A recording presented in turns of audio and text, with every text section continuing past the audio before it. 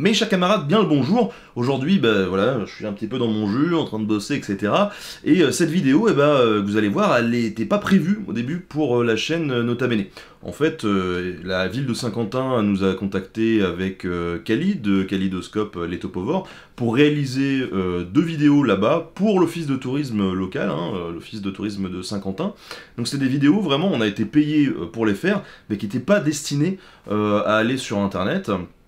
Et pour le coup, c'est vrai qu'on trouvait ça un petit peu dommage, nous, de travailler pour la ville et que ça soit pas mis sur Internet. Donc voilà, on a été payé pour les faire, on n'a pas été payé pour les diffuser, mais on en a très envie. Donc écoutez, j'espère que ça vous plaira, cette vidéo sur l'histoire de Saint-Quentin.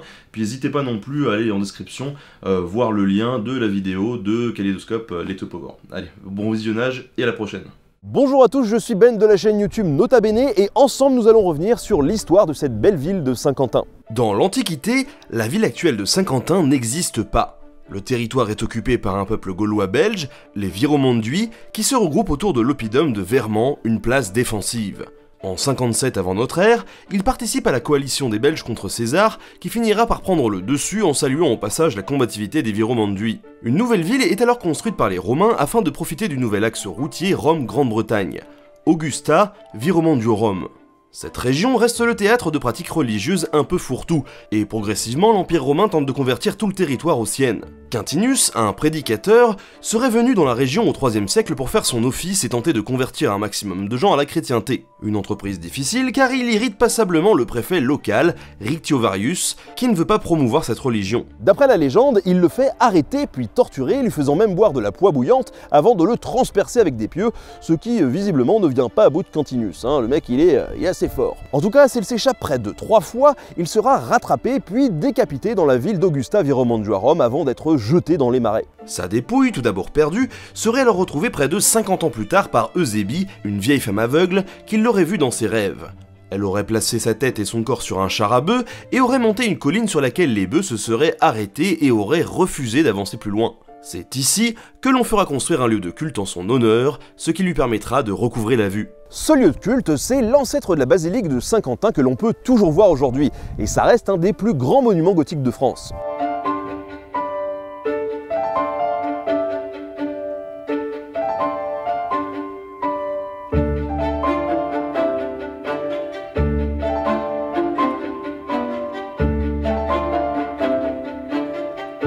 Au milieu du 7e siècle, saint Éloi, évêque de Noyon, aurait redécouvert le tombeau du saint. Cela aurait permis, et particulièrement au 9e siècle, de développer un pèlerinage sur le tombeau de Saint-Quentin, permettant au passage la construction d'un riche monastère et du bourg qui va avec.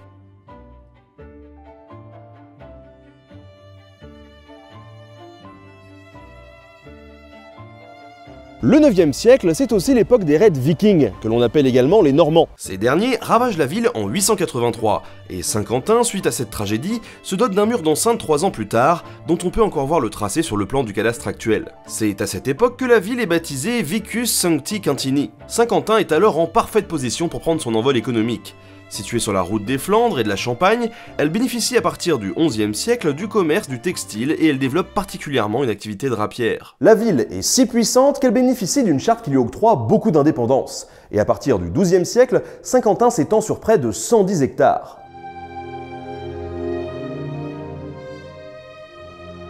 En 1235, le premier béguinage du Saint-Quentinois est fondé. Il s'agit d'une communauté de femmes veuves ou célibataires qui choisissent de vivre pieusement mais sans prononcer de vœux. Le mouvement, originaire des Flandres, se développe dans le nord de la France et en Belgique. Il perdurera bien après la Révolution et il sera géré localement, notamment à l'Hôtel-Dieu de Saint-Quentin. La particularité de Saint-Quentin, c'est de posséder près de 8 béguinages, alors que presque partout ailleurs, sauf en Belgique, ils ont disparu. Ici, la tradition perdure, même aujourd'hui.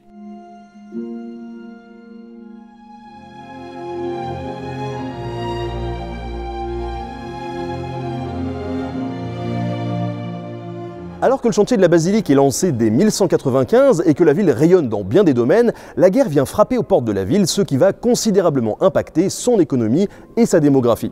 Ce qui peut aussi expliquer la durée assez longue de la construction de cette basilique, près de 3 siècles. Imaginez, c'est comme si Louis XIV avait posé la première pierre et Macron la dernière.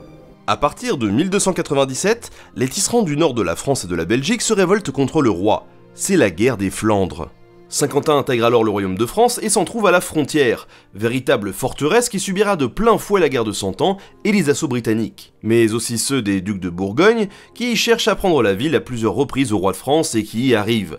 Il faut attendre la mort de Charles le Téméraire en 1477 pour que Saint-Quentin redevienne française. La ville est alors affaiblie autant par ces années de guerre que par des épisodes de peste qui vident les murs de la cité. Cependant, Saint-Quentin semble renaître en cette fin de XVe siècle. Les affaires reprennent, l'économie se stabilise, la population croît.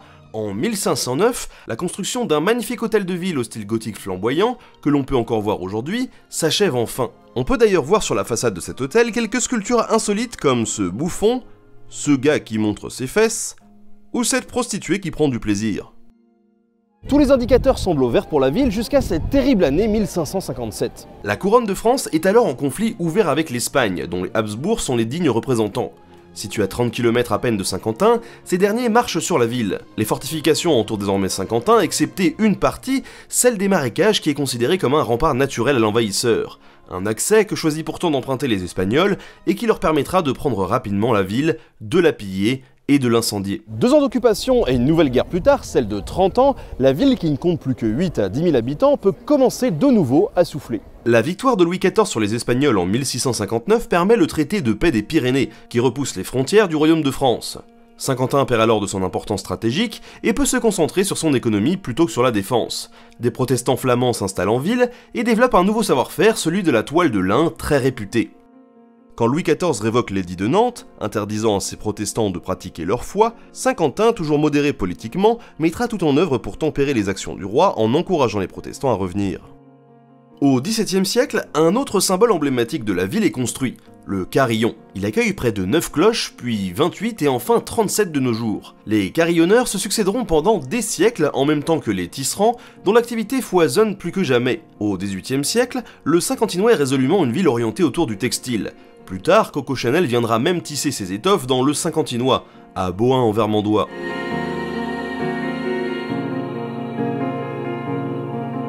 En 1810, l'empereur Napoléon Ier achève la construction du canal de Picardie grâce à une main-d'œuvre abondante, celle des prisonniers de guerre. Bonaparte inaugure lui-même le canal de Saint-Quentin, qui permet enfin de relier le bassin parisien à la Belgique et au nord de la France. Il autorise la démolition des remparts de la ville, et c'est l'explosion démographique. De nouveaux quartiers apparaissent et des espaces sont aménagés. Près de 5000 arbres sont plantés le long des grandes avenues et de l'allée centrale, qui devient dès lors les Champs-Élysées au milieu des années 1850.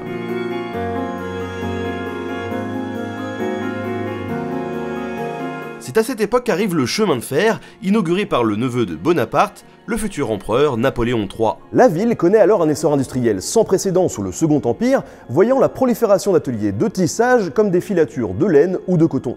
Un essor à peine entaché par l'occupation de la ville pendant près de 8 mois par les Allemands en 1871. Une occupation qui est loin d'être la dernière que va vivre Saint-Quentin. En 1914, la Première Guerre mondiale éclate. La ville tombe rapidement aux mains des Allemands et devient l'un des piliers de la ligne Hindenburg, le dispositif de défense mis en place par les généraux du Kaiser Guillaume II afin de retenir les troupes françaises. En 1917, plus de 70% de la ville est réduite en cendres sous les bombardements alliés. La bataille pour la libération de Saint-Quentin sera longue et douloureuse. Et tandis que les Alliés reprennent le canal de Cambrai, qui est un des points stratégiques de la ligne de défense Hindenburg, les Britanniques, eux, capturent le seul pont encore debout dans la région, celui de Rigval, ce qui va permettre aux tanks alliés de franchir le canal et de poursuivre l'offensive.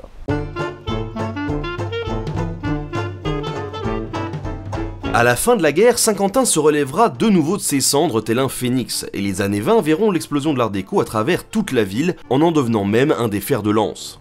Une manière de reconstruire la ville sur des bases nouvelles, en symbolisant une rupture avec l'ancien monde barbare et violent, un plus jamais ça qui s'observe aujourd'hui sur de nombreux bâtiments et façades d'immeubles, du pont Lille au buffet de la gare, du conservatoire de musique au hall de la poste centrale, de l'ancien cinéma où Joséphine Baker se produisit, à la sublime salle du conseil municipal de l'hôtel de ville.